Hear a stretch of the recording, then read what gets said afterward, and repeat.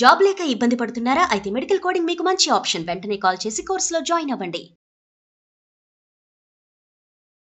నమస్తే రమ్మగారు. నమస్తే జయ. ఏదైనా మంచి కథ ఒకటి చెప్పండి. మరుగుజ్జులు, యక్షుణులు ఇలాంటి కథలు చెప్పలేదు మనం. మరుగుజ్జుల కథలు చాలా ఉన్నాయి చందమామలో. అవునా? ఓకే. ఎప్పుడు చెప్పల. ఆ మరుగుజ్జు అనడానికి ఒక చిన్న బాధగా ఉంటుంది జయ నాకు. ఏమిటో లే పాపం అని. అందుకని చెప్పబుద్ధి కాదు. ఇది యక్షుణులు, మరుగుజ్జు యక్షుణుల కథ. జ్వార్జే యక్షుణులు. బాగుంది, చిన్న కథ, సరదాగా ఉంది. పూర్వం జక్కులమిట్ట అని ఒక ఊరు ఉండేదట, ఒక కొండ, ఒక మిట్ట. ఆ మిట్ట నిండా యక్షులు ఉంటారు, కాపరాలు ఉంటారని చెప్పుకునేవారు. ఆ జక్కులమిట్ట దూరంగా ఉండి దానికి డౌన్లో బోల్డ్ అని ఊళ్ళు ఉండేవి. ఈ ఊళ్ళల్లో ఒక చక్కటి కుటుంబం ఉన్న భూస్వామి ఒక ఆయన ఉండేవాడు, బాగా డబ్బున్నవాడు. ఆయన పెళ్ళ మహాబుద్ధిమంతురాలు, మహాపనిమంతురాలు. ఆవిడ ఎంతమంది పని వాళ్ళు ఉన్నా తన పనులు తనే చేసుకునేది, ఎప్పుడూ పనిచేస్తూనే ఉండేది. ఆ కాలంలో ఏంది, ఎవరి నూలు వాళ్ళు వడుక్కుని నూలు రాట్నానికి వేసి తిప్పి బట్టలు నేసుకునేవాళ్ళు, లేదా నూలు పడుకొని నేతగాళ్ళకి ఇచ్చి బట్టలు నేయించుకునేవాళ్ళు. అయితే ఈవిడ ఏం చేసేదట, రాత్రిపూట పని చేసుకునేది.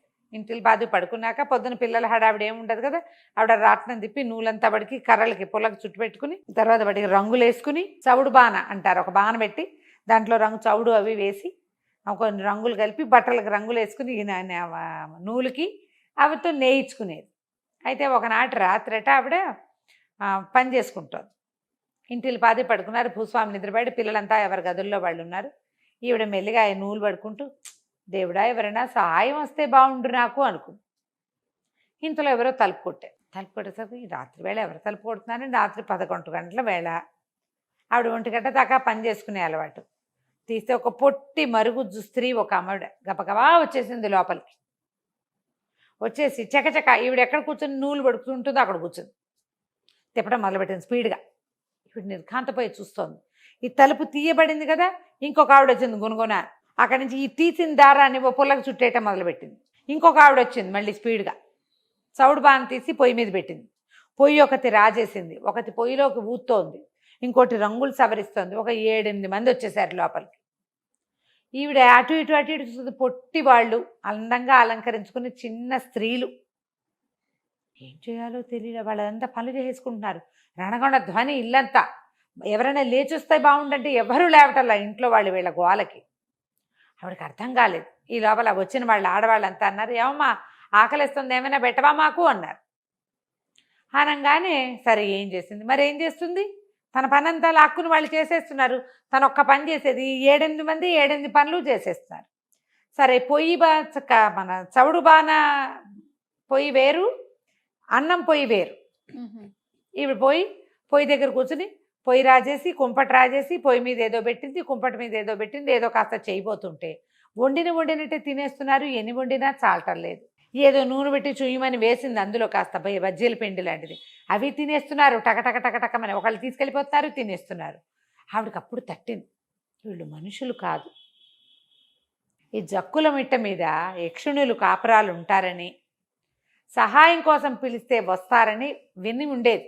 ఏనాడు ఆవిడ అడగలేదు, దేవుడా నాకు సహాయాన్ని పంపించు అని అడగడం పొరపాటైపోయింది. అది వాళ్ళు తిరిగే వేళ వినేశారు. వాళ్ళు విని వచ్చి దిగేశారు, ఇంక వెళ్ళరు. ఇంత గోలగా ఉండి వంటల వాసనలు వస్తున్న ఆ మొగుడు లేవడా, పిల్లలు తలుపులేసి పడుకుని ఎవరు రారు. ఆయన గురకలు పెట్టి నిద్రపోతున్నాడు. ఆయన దగ్గరికి వెళ్ళి లేపే అవకాశం వీళ్ళు ఇవ్వటల్లా, ఆవిడ ఊపిరి ఆడినివ్వటల్లా, వండు అంటున్నారు. అక్కడి నుంచి ఆవిడ గుర్తొచ్చింది, పక్కింట్లో ఒక ముసలి మామ ఉంది, ఆవిడికి యక్షుల కథలన్నీ తెలుసు.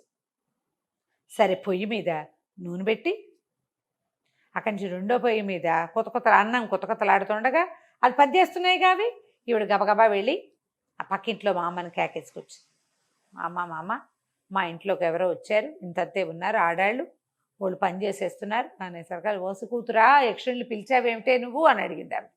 అడిగేసరికల్లా, ఏమో నాకేం తెలుసు, దేవుడా సహాయం చేయడానికి ఎవరినైనా పంపించమన్నాను, అంతా వచ్చేసారు, ఇందాక నుంచి గోలగోలగా ఉంది, ఎన్ని పనులు చేసేస్తున్నారు అనగానే, సరే అయ్యో జక్కుల మిట్ట మీద యక్షుణులు ఉంటారే, వాళ్ళు రాత్రి 11 గంటల వేళ వీధిలో విహారానికి వస్తారు, ఆకాశంలో నీ నేను ఇంటి మించి వెళ్తున్నారు విని దిగేశారు, ఇక పోరు, మన ఇల్లు విడిచిపెట్టరు వాళ్ళు. ఓ పంచి వాళ్ళని పిలవకూడదు, ప్రమాదం, జక్కుల మిట్ట తగలబడిపోతుందని కేకలు పెట్టు, వాళ్ళంతా తమ ఇల్లు వాకిళ్ళ కోసం వెళ్ళిపోతారు, అంత పరిగెత్తేస్తారు. నువ్వేం చేస్తావంటే వాళ్ళు పని చేస్తున్న ప్రతిదీ బోర్లు ఇచ్చాయి, ఏది ఆ పనిని ఆ పనిగా ఉండనివ్వద్దు అని చెప్పింది ముసలిమామ. చెప్పగానే అమ్మాయి ఏం చేసింది, పొయ్యి మీద ఉన్న అన్నం దింపేసి నూనె కింద మంట యువతలు లాగేసి అయ్యో అయ్యో జక్కుల మిట్ట తగలబడిపోతుందో అని కేకలు పెట్టంగానే వాడాళ్ళంతా ఎక్కడ వాళ్ళు అక్కడ అయిపోయారు. జక్కుల మిట్ట నిండా వాళ్ళ కుటుంబాలు, ఓహో వాళ్ళకి పిల్లాజేలా ఉంటారట మరుగుజ్జు పిల్లలు.